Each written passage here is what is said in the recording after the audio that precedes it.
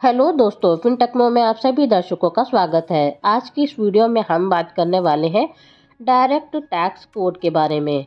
Direct tax code Bharat की tax क्रांति। Direct tax code DTC Bharat में प्रत्यक्ष करों से संबंधित एक प्रस्तावित कानून है, जिसका उद्देश्य कर ढांचे को सरल, पारदर्शी और कुशल बनाना है। डीटीसी ने मौजूदा इनकम टैक्स एक्ट 1961 की जटिलताओं को समाप्त करने और सुधारने का प्रस्ताव किया। डीटीसी के प्रमुख बिंदु और प्रभाव। इसमें पहला है सरलीकरण और कर दरें। डीटीसी का उद्देश्य कर कानूनों को सरल और समझने में आसान बनाना है। इसमें कर दरों और स्लैब्स को तर्कसंगत और समान बनाने का प्रयास किया गया है, जिससे व्यक्तिगत और कॉर्पोरेट टैक्स अधिक निष्पक्ष हो सकें। कर छूट और विवाद समाधान। डीटीसी ने कर छूटों और कटौतियों को तर्कसंगत बनाने और कुछ को समाप्त करने का प्रस्ताव किया। इसके साथ ही कर विवादों के त्वरित और कुशल निपटान के लिए एक प्रभावी तंत्र की स्थापना की योजना है।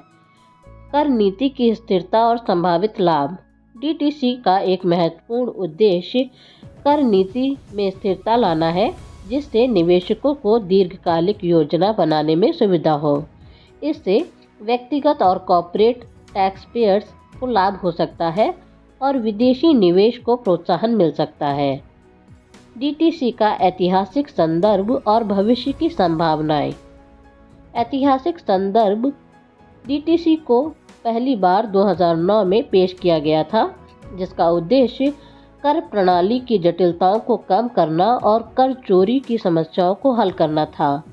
मौजूदा कर कानून की जटिलता को दूर करने के लिए यह एक व्यापक सुधार की आवश्यकता को दर्शाता है। भविष्य की संभावनाएं और चैलेंजेस। डीटीसी के लागू होने में कई चुनौतियां आ सकती हैं, जैसे कर प्रशासन की जटिलताएं और जनमानस की स्वीकृति।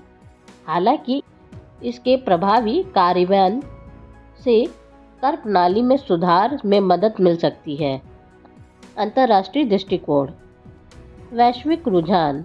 अन्य देशों में समान कर सुधारों का संक्षिप्त उल्लेख और उनके परिणाम।